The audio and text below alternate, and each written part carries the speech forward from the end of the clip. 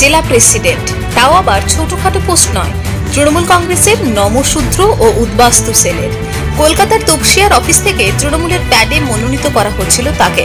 অভিষেক রায়, ডাকনাম রকি, একের পর এক বিতর্কে জড়িয়েছেন সবসময়। মতুয়া মহাসংঘ থেকে 1 বছর আগেই বহিষ্কার করা হয়েছে রকিকে। লোকসভা ভোটের আগে আবারও দল পাল্টালো তৃণমূল নমশূদ্র সেলের জেলা প্রেসিডেন্ট। রকির বিজেপিতে যোগদানের পর থেকেই দুর্গাপুরের বিভিন্ন জায়গায় অশান্তি শুরু হয়। তারই ছবি দেখা গেল ইস্পাতনগরী দুর্গাপুরের নিউটন এলাকার। শনিবার রাতভর তৃণমূল বিজেপির মধ্যে চলে ইট পাথর নিয়ে তুমুল লড়াই। খবর পেয়ে দুর্গাপুর থানার বিশাল পুলিশ বাহিনী গিয়ে ঝামেলা সামলায়। একদিকে পারিজাত গাঙ্গুলি, যার হাত ধরে তৃণমূল থেকে বিজেপিতে জয়েন করে রকি, অন্যদিকে তৃণমূলের বান্টি সিং। ভোটের আবহে তৃণমূল বিজেপি সংঘর্ষে উত্তপ্ত হয়ে ওঠে দুর্গাপুরের বি জোনের নিউটন এলাকা।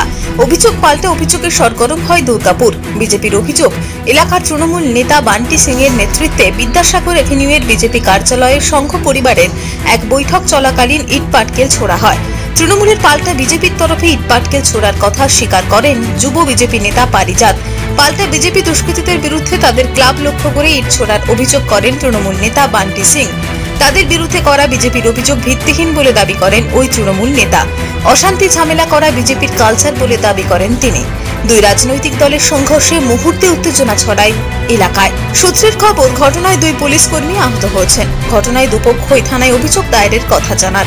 পরিস্থিতি নিয়ন্ত্রণে আনতে ঘটনাস্থলে পৌঁছায় দুর্গাপুর থানার বিশাল পুলিশ বাহিনী। পরিস্থিতি শান্ত করতে পুলিশকে যথেষ্ট বেগ পেতে হয়। রাস্তা জুড়ে পড়ে থাকে ইট ও লাঠি। রকির দল বদল প্রসঙ্গে শাসক নেতৃত্বের দাবি, আপদ দুষ্কৃতী বিদায় হয়ে ভালোই হয়েছে, এতে তৃণমূলে কোনো প্রভাব পড়বে না। মধ্যে একটা হারমাদ আছে, সিপিএম করেছে বান্টি সিং, যে এলাকার মধ্যে কুখ্যাত একটা মানুষ। ওর নেতৃত্বে কিছু ছেলেকে রাতের বেলায় দেখুন প্রত্যেকের ছেলে বিয়ার খেয়ে এসে মারপিট করছে। পার্টি অফিসের সামনে আমরা ছিলাম, আমাদের বাইকগুলো ভাঙতে শুরু করে দিল। এরা মদ খাওয়ার পরে এসে আমাদের পার্টি অফিসে ঢুকে ইট পাটকেল মারতে শুরু করে দেয় এবং বাইকগুলো ভাঙতে শুরু করে দেয়।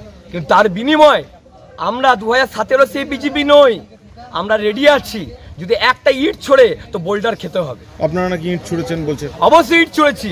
যদি আমাদেরকে ইট দিয়ে মারে তো আমরা বোল্ডার দিয়ে মারবো। তৃণমূলের যে বান্টি সিং যা এক হাত দিয়ে তেল মেরে যাচ্ছেন, ওইটাকে বন্ধ করতে হবে। কিন্তু বান্টি সিং এর মতো একটা নোংরা লোক, যে সিপিএম এর টাইমে সিপিএম করেছে, যে তৃণমূলের টাইমে তৃণমূল করছে, এবং কালকের দিনে আপনারা দেখেছেন রামনবমীতে ওরা বাইক র্যালি বার করছে, তাহলে যেসব দোগলা 3 মুখ লোক থাকবে মার্কেটে, তাদেরকে আমরা শেষ করতে এসেছি। বান্টি সিং এর বাপের ক্ষমতা নাই আমাদের কাটকে নেবে।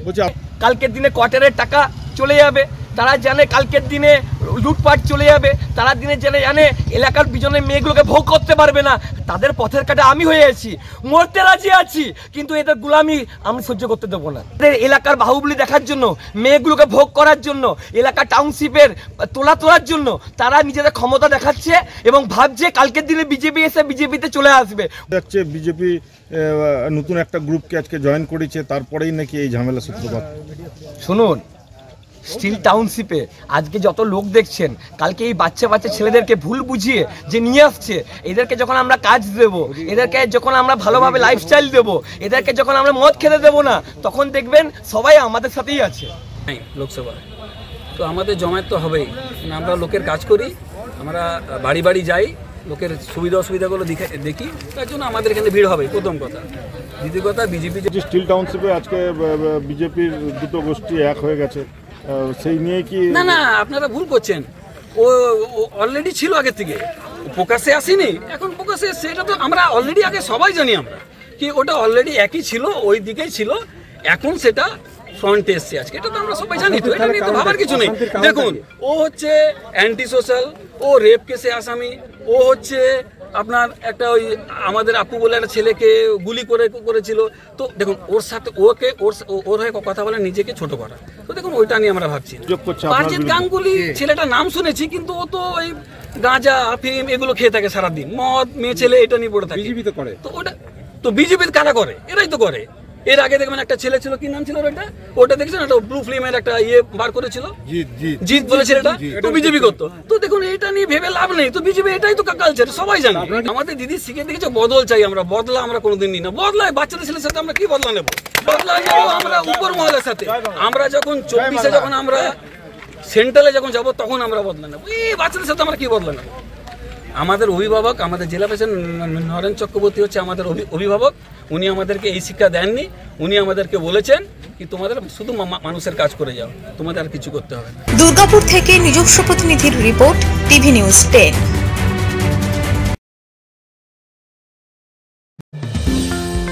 অত্যাধুনিক ডিজাইনের রুচিসম্মত গৃহসজ্জার উপকরণ মানে দুর্গাপুরের কল্পনা স্টিল এন্ড মার্বেলস ও কল্পনা ফার্নিচার। ঘর সাজানোর, চোখ ধাঁধানোর রকমারি আইটেমের মধ্যে আপনি বেছে নিন শুধু সেরার সেরাটি। এখানে আপনি পাবেন বিশ্বমানের সমস্ত ধরনের টাইলস ও furniture, RAK ceramics, Berger paints, Hindware, Nitco, Somany সহ বিভিন্ন বহুজাতিক সংস্থার তৈরি এক্সক্লুসিভ কালেকশন। পাশাপাশি আপনার জন্য কল্পনা ফার্নিচার নিয়ে এসেছে পুচিনা, কার্লন, ইউরেকা ফোকস সহ বিভিন্ন বহুজাতিক সংস্থার আধুনিক মানের আসবাব সামগ্রী। কল্পনা স্টিল এন্ড মার্বেলস ও কল্পনা ফার্নিচারের এক্সক্লুসিভ শোরুম। আমাদের ঠিকানা মুচিপাড়া মার্কেট, দুর্গাপুর 12। আমাদের শাখা রয়েছে বাঁকুড়া, ফিরিঙ্গি, বড়জোড়া, চণ্ডীদাস বাজার, শ্যামপুর মোড়, বিটু বাজার, কাটাবেরিয়া ও দুর্লাভপুরে।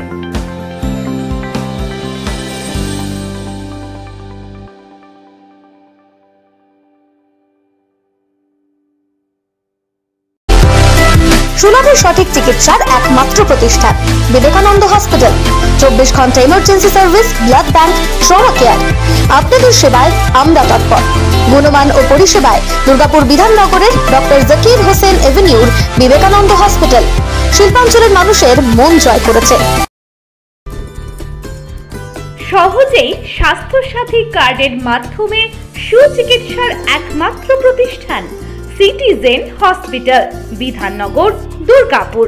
Helpline number 9800897855। অ্যাপয়েন্টমেন্টের জন্য ফোন করুন 7477783932 কিংবা 9933475697 এই নম্বরে।